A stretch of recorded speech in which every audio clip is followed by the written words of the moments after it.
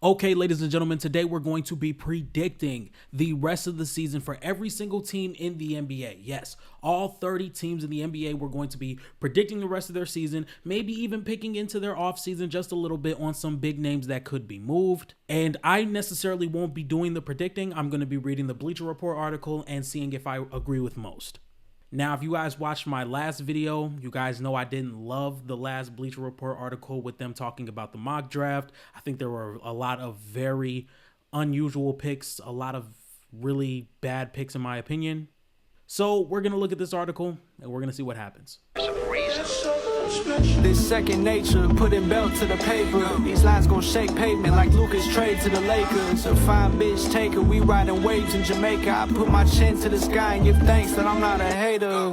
Wood grain, take it steer in my life. Robbers raise the kids, so you won't catch me with fear in the eye. Thank God, another celebration, put beer in the sky. Clean glasses every other night, cause I'm me and that's tight. All right.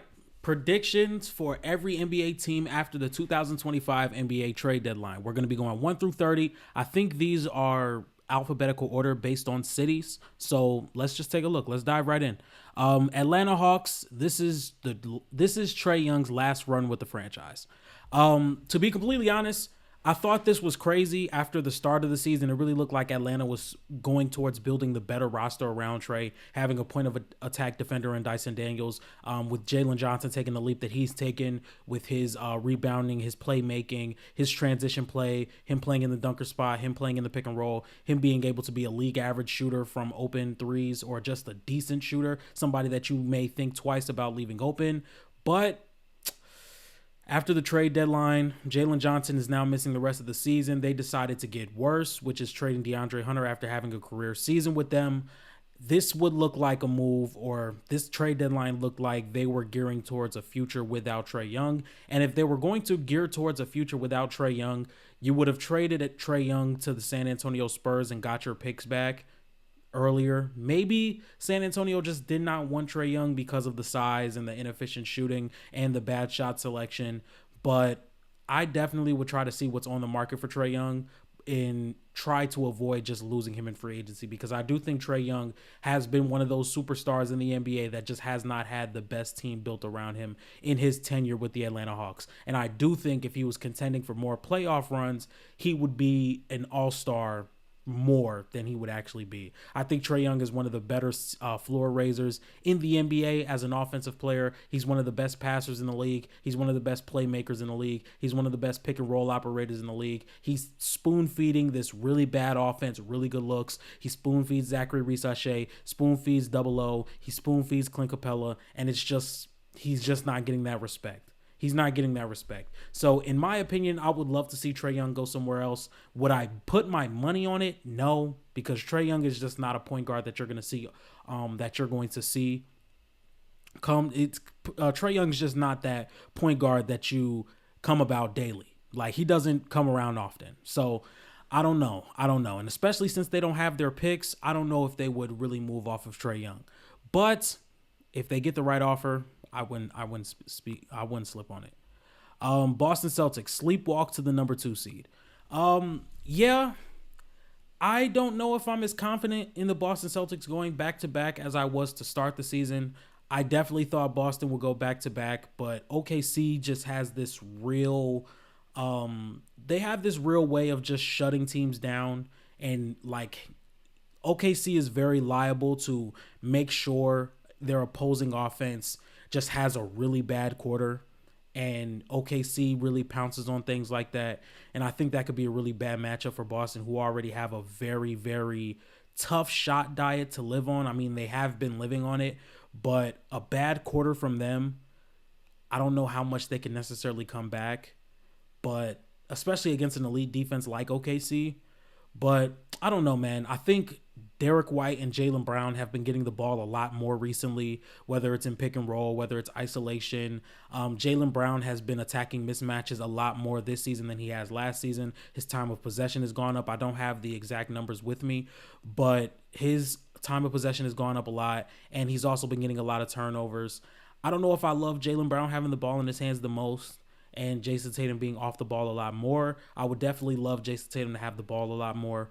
but I guess they're trying to have more above average ball handlers in the starting lineup once you get to about postseason, because I'm sure they're looking at OKC as like, this may be our real matchup. And with how many point of attack defenders the Oklahoma City Thunder have, and how much turnovers they're able to generate, and how many times they're able to get in transition and get easy buckets that way and let their defense become their offense, you're going to want to have more ball handlers or more secure ball handlers other than just Jason Tatum if you were to see that team in the summer. So I don't know. I do think they'll be the second seed. I don't see a team in the Eastern Conference that can beat them. I do like this Cleveland Cavaliers team, but I don't see them beating Boston. So, yeah, I think they're probably going to stay the 2 seed, and I think they're going to go back to the finals. It's just going to be really interesting to see if they play the Oklahoma City Thunder.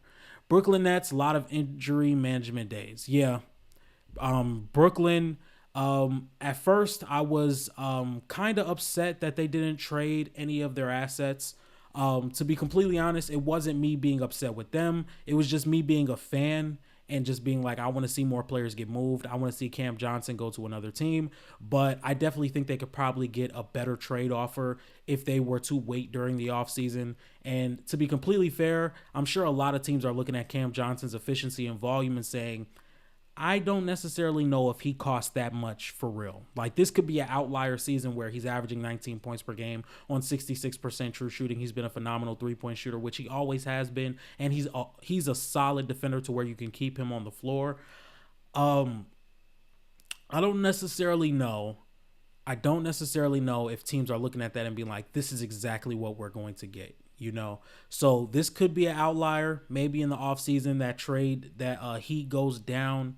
You know what I'm saying? Maybe that's how teams are looking at it, because I'm sure Brooklyn was probably asking for 2 or 3 first-round picks. So who knows? They're probably going to finish the season out. They're probably going to have like a top 5 to 7 pick, because that really hot streak that they went on to start the season kind of hindered them in the standings, because I do think they could be down there with Charlotte if they were to just start out like Charlotte or Washington did. But it is what it is. Up next, the Charlotte Hornets. LaMelo Ball's patience is tested. I wouldn't necessarily say his patience is tested, because I think LaMelo Ball is really content with being in Charlotte because he gets to play the way he wants to play. And I don't necessarily think that they're that far off from having a true direction. I mean, Mark Williams, based on the physical he had with the Lakers and Brandon Miller being out for the rest of the season, I think it truly just takes them getting a home run hit in the draft, whether that's VJ Edgecombe or if they get the first pick in the draft and they get Cooper Flagg, even Kaman Malawach to replace Mark Williams eventually and maybe trade Mark Williams away to a team that's willing to bite on that, and them just having a fully healthy season and making a push for the play-in, or maybe just falling right outside of it, because I do think LaMelo Ball is talented enough to lead you to a play-in because he's done it before. I wouldn't say his patience is tested, though. I wouldn't say his patience is tested, but who knows? Up next, the Chicago Bulls. Matas Buzelis breakout begins. Yes, I really like how Matas Buzelis has been playing as of recently. I think he had about 24 points on 10 for 10 from the field. This is somebody I was higher on to start the season, especially going into the draft. I definitely don't think he should have fell all the way to 11. People are looking at his jump shot in the G League, which wasn't that great, and really just let that dictate his game. But I do think he has the potential to be a plus ball handler, a multi-tool defensive player, and a solid three-point shooter. I do like his percentages. I did like the way he shot in high school. His free throw percentages weren't bad either, and his form isn't the worst either. So I do think giving him more playing time would be great for him, because he just has not been getting that as of recently. So we're going to be seeing hopefully we're going to be seeing a little bit more from him now that Zach LaVine is gone. Yeah, I do think he's going to show a lot. Post All-Star break, I think he's going to show a lot. Cleveland Cavaliers finished with the best offense in NBA history. I think people need to really understand that the more the years progress, the more we're going to see teams with higher offensive ratings. That's not me saying that the Cleveland Cavaliers are going to be the best offense of all time, but I mean, that's not me saying that the Cleveland Cavaliers are the best offense of all time.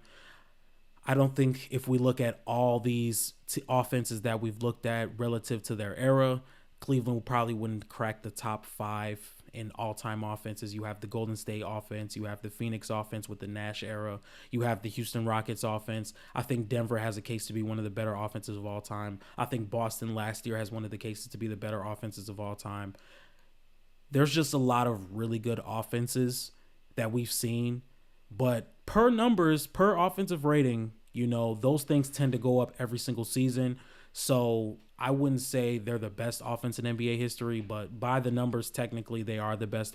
They could be the best offense in NBA history. I think the Cleveland Cavaliers have had a fantastic season with Kenny Atkinson and how he's been able to unlock Evan Mobley, the way Darius Garland has been playing as a shooter, as a playmaker. Everybody's just clicking, And then they trade for DeAndre Hunter, who's probably going to slip right in as their starting 3. I do think they're going to be dangerous, and I do think they are due for an Eastern Conference Finals run, and I think they could push Boston to 6.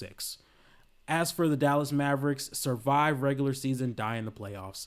Yeah, man. I really feel for Dallas Mavericks fans right now, especially the Dallas Mavericks fans who didn't hop aboard the Lakers train with Luka. This is a team that is promising. I know they traded Luka Doncic, but Anthony Davis is still, in my opinion, a top 7 player in the NBA, and he showed that in the half that he did play in his debut against the Houston Rockets. He finished the game with about 26, 17, and 5, I believe. I don't remember, but their defense was possibly going to be the best in the playoffs, maybe the second best. Kyrie and Anthony Davis could have done just enough offensively for them to win a series or two, maybe even get to the Western Conference Finals and make it tough on the Oklahoma City Thunder. But once again, if Anthony Davis is not able to finish the regular season with them, they have now lost a year on what is probably a 3-year window max. So, and then I don't think they have any of their picks. Like, I know they don't have any of their, I'm pretty sure they don't have any of their picks going up to 2030, but I'm not 100% confident, but I know their next couple of picks are not theirs. Their next couple of picks do not belong to them. So that's pretty sad. And it's like, you can't catch a break. Daniel Gafford goes down. Anthony Davis goes down. Derek Lively's been down. What you have done post-trading Luka is give size and athleticism that not many teams, if any teams, can match up against in a playoff setting, and now none of them are here. So that hurts pretty bad. And with all the teams in the bottom of the play-in and the bottom of the Western Conference, it's going to be pretty tough to just keep winning games and just expect these other teams to lose games. I know Minnesota has been playing well, even though they just lost to the Bucks without Dame or Giannis. I know Golden State is getting a lot better. I don't know if the San Antonio Spurs are probably going to make the playoffs this season, and then the Sacramento Kings are still in the hunt as well. This is just a dangerous Western Conference, and this is not the place that you would really want to have an injury, especially after trying to sell that Luka Doncic was injury-prone and wasn't in shape, and then the guy that you just traded him for went down. And me still being an Anthony Davis fan, this sucks because I know Anthony Davis was just really excited to prove why he is still a top 7 player in the NBA, and he has been extremely disrespected throughout this entire Luka mess. But it sucks, man. It sucks. Anyway, Nikola Jokic wins 4th MVP. Yeah, man, I'm probably going to do a video on this, but the only reason Nikola Jokic is not the clear-cut MVP, in my opinion, is because he already won 3. Like, SGA is probably putting up the best case against Jokic to win the MVP since his MVP days started, and I still think Jokic has had the substantially better season. I mean, with the scoring, the rebounding, the playmaking, the gravity, the volume, the value that he brings to the Denver Nuggets, all of it's just unmatched in my opinion, and I think that Nikola Jokic is having the best season out of any body in the league, and he is the best player. Like, let's not just be tired of Nikola Jokic winning the MVP and then we're just not going to give him one. I don't think that's fair at all. I think Nikola Jokic is the MVP. Do I think they're going to give it to Shai? Probably. Which, once again, Shai is having a fantastic season, so I'm not going to sit here and be like, oh, Nikola Jokic was robbed. But in my opinion, Jokic is the MVP. But, hey, it is what it is. The Detroit Pistons finished above 500 for the first time since 2015-16. Yeah, this is something that's fantastic for Detroit fans. After everything you guys have been through over the past couple of seasons, Cade Cunningham is healthy. He's playing the best basketball of his career right now. I think Ausar Thompson has a lot of potential. I think Jaden Ivey is going to come back and play even better. And I think you guys have cap space this offseason. I'm not 100%, but I wouldn't be surprised if Detroit's like, you know what? Let's pull the trigger on a team that could be really competent in the Eastern Conference. We have a team like Philadelphia we're going to talk about Philadelphia later. I'm not even going to worry about them right now. But I think Detroit can really shift a gear, make a move, and be like, you know what? Let's be a comfortable top 5 seed in the Eastern Conference. Now, who do they kick out? Who knows? But we'll see. As for the next team, Golden State Warriors, Jimmy Butler trade will look good this year. Yeah, I'm one of those guys that was not that impressed by the Jimmy Butler move. And to be completely honest, I just really ignored just what they needed to do in the situation that they were in versus what they got. I'm looking at this Golden State Warriors team. I'm like, this doesn't really move the needle too much. You go from a play-in team to probably a playoff team who can make a first round series very interesting. And if you get the right matchup, could win that series. But this doesn't change your contending type of window.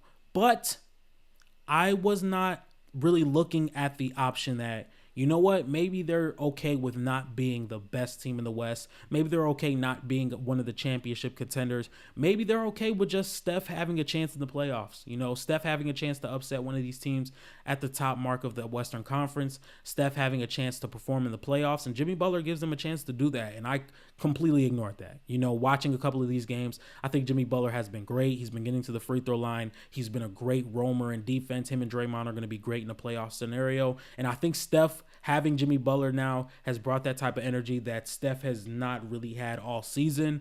And now he's playing a lot better. So big ups to the Golden State Warriors for making a move that I feel as though needed to happen. Steph Curry was not surrounded with the best talent that you could have put him around. And now you give a star player in Jimmy Butler to the Golden State Warriors. And they look like a way better team. Up next, we have the Houston Rockets. And they have sliding into the play-in tournament. To be completely honest, I think this Houston Rockets team is ahead of schedule. You know, I've said this multiple times. This Houston Rockets team has the potential to be really good, but once again, their offense is just extremely inconsistent, and sometimes they lean on, or not they lean on, but sometimes you can truly see their age in these clutch time scenarios. For example, the loss against the Brooklyn Nets. For example, the loss against the New York Knicks, I believe.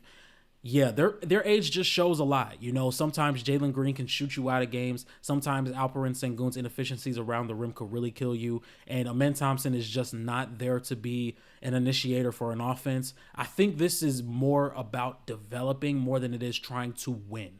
You know, I think the Houston Rockets understand that they aren't this championship contending team, but they have really outperformed. And this is really good for the development of guys like Jalen Green, Alperen Sengun, Amen Thompson, to where if you get them that playoff experience, that probably matters more than winning a series. Like, there are a lot of teams that I can say that if they're, or to be completely fair, if we're looking at a lot of these teams at the bottom of the Western Conference playoff race, they're trying to see the Rockets. They want to see the Rockets more than they want to see any other team.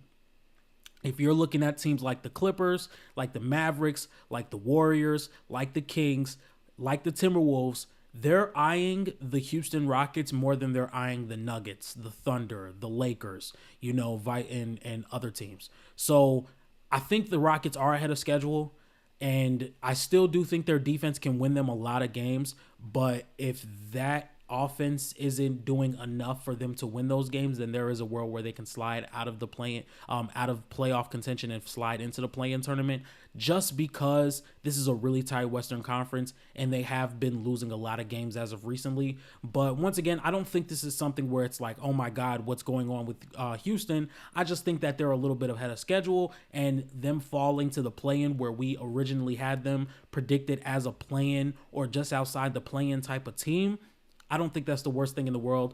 I still feel as though you're a few pieces away from truly becoming a championship contending team. And who knows, maybe that guy is sitting on the Phoenix Suns right now. So, I'm not necessarily too worried about it.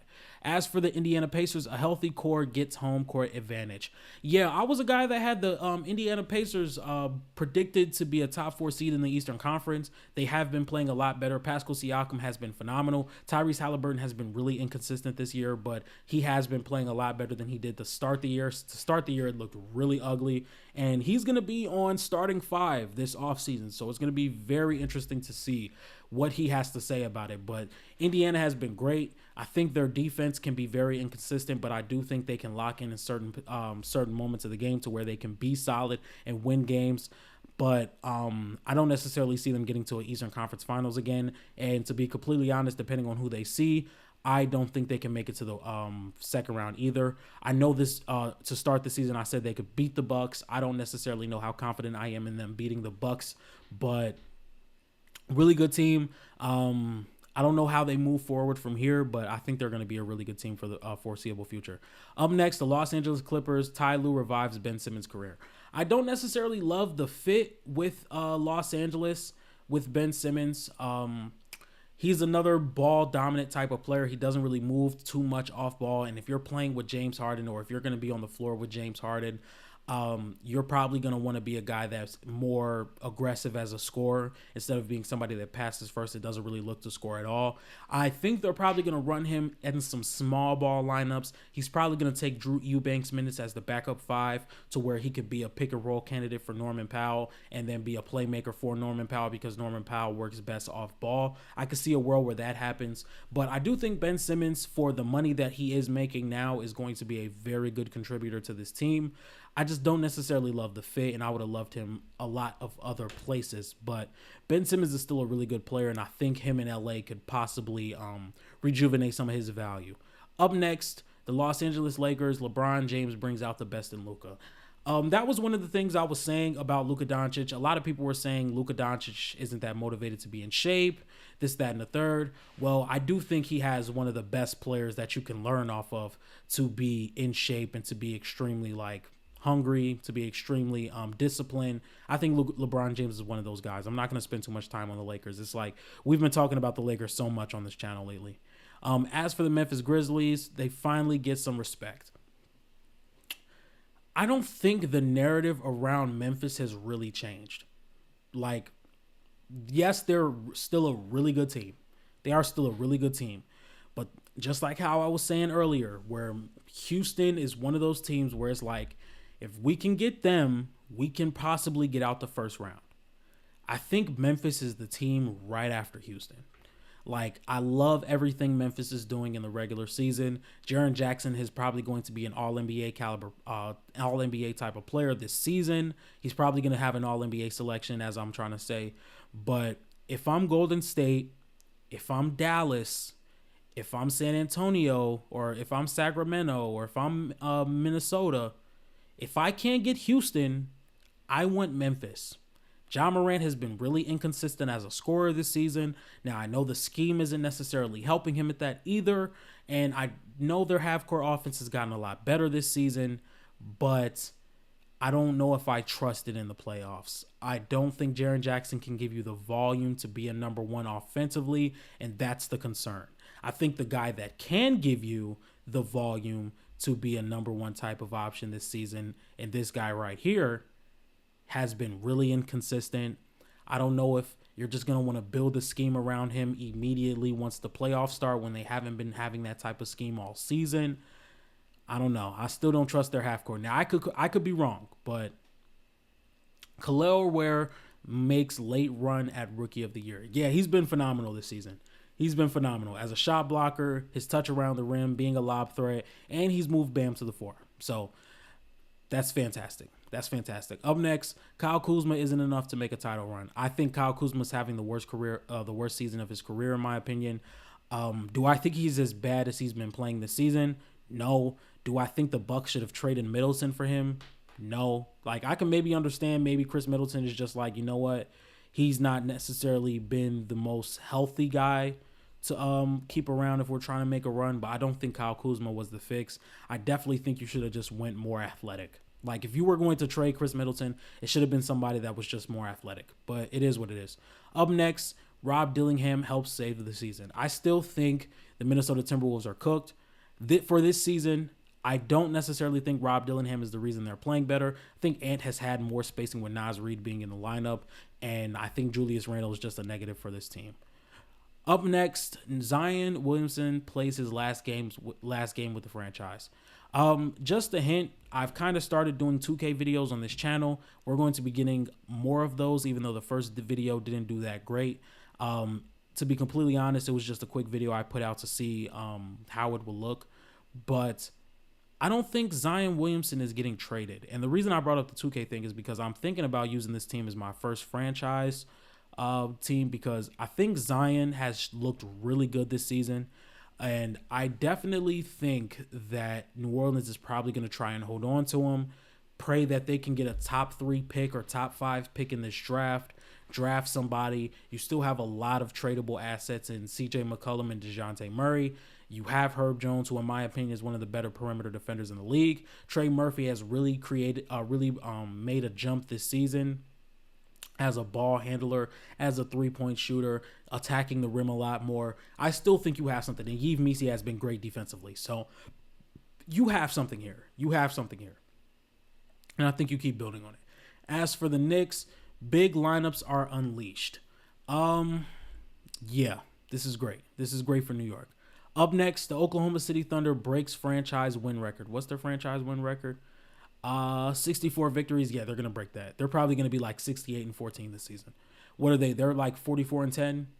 They're probably going to, they're 65-17. 65-17 is where I see them finishing. They brought back Chet Holmgren, who's been looking great defensively. Still think he's on a minutes restriction, which is just fine. Make sure he's ready for the playoffs, to be completely honest. It's like, okay, Chet, you're going to get 20 minutes a night.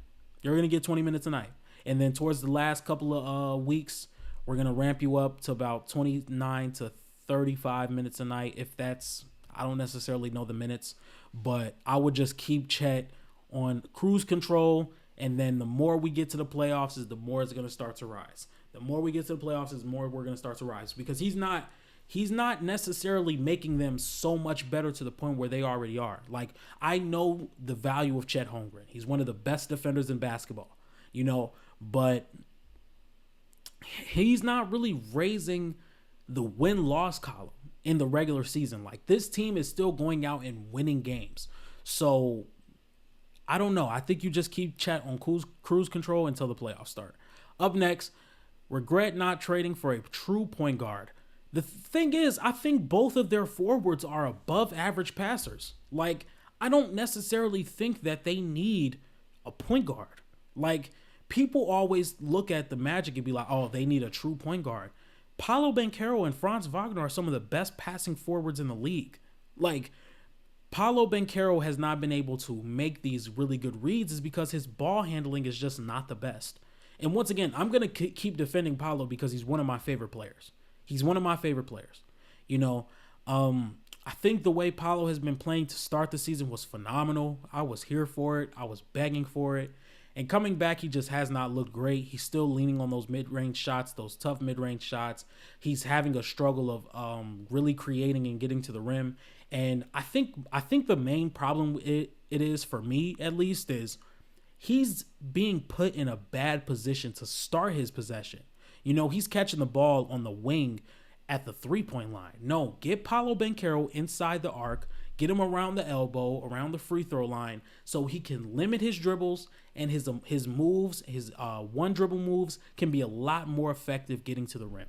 If he's already halfway to the rim when he gets the ball off the catch, he can make one dribble, get to the rim, and now his passes can be a lot better. We look at Paolo Banchero's playmaking. When he does get in the position to make the right reads, he makes them. He delivers them, and they're always where they need to be. Franz Wagner is another guy that can drive to the rim and create. He could play in the pick and roll. I think both of these guys are above average passers to where it's the shooting.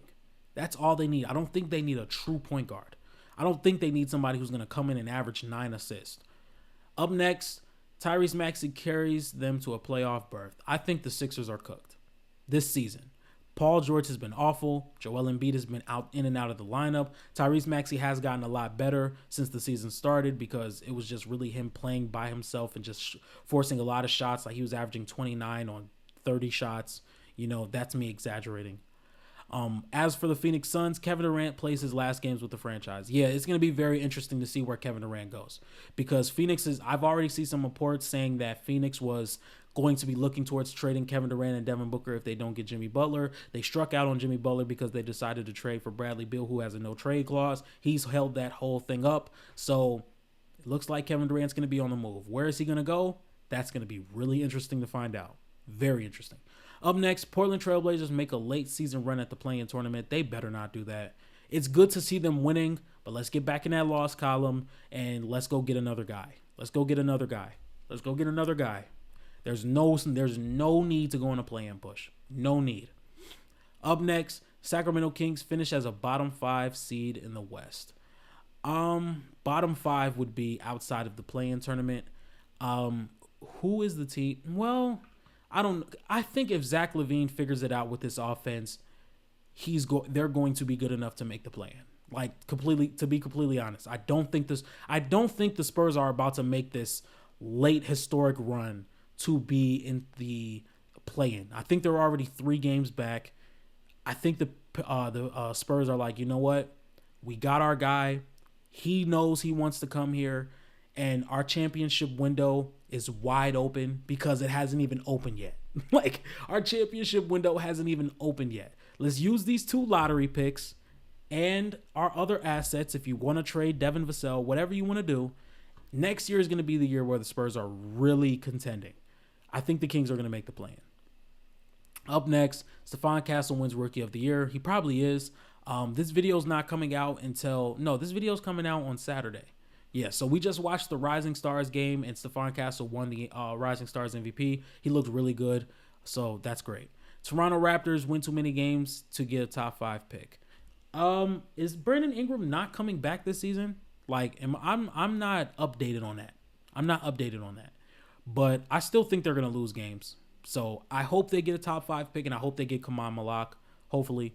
The Utah Jazz, Isaiah Collier looks like the steal of the 2024 draft. Yeah, he's looked great. He started out really bad. The ball handling was a question. The rim pressure was a question. But over the past few games, he's averaged about 9 to 10 assists a game. I think that's over the span of the past 10 games, I believe. He's been really setting up his team, which is great. And it looks like you have your point guard of the future, because I'm not high on Keontae George at all, which is really sad because I was really high on Keontae George in Summer League of 2023. And then it just looks like he doesn't have that ball handling that you would want him to have. He's not a consistent shooter. All those things. He doesn't take the best shots. His rim pressure is questionable. Isaiah Collier looks like he could be everything you would want to be in a point guard, somebody that creates rim pressure, somebody that's a really good playmaker. So Collier might be the guy. Up next, lastly, for the Washington Wizards, secure the odds at the number 1 pick. Hopefully the Wizards do get the number 1 pick, man, because the worst team in the league has not gotten the number 1 pick in the last 5 seasons. So let's hope and pray, Washington. All right, ladies and gentlemen, thank you guys so much for watching this video. This has been predicting the rest of the 2025 NBA season for the NBA. Let me know what you guys' biggest predictions are for these teams in the comments section, and I will see you guys on Monday because there is no video on Sunday. And with all that being said, make sure you like, comment, and subscribe, and I'll see you guys next time. Peace.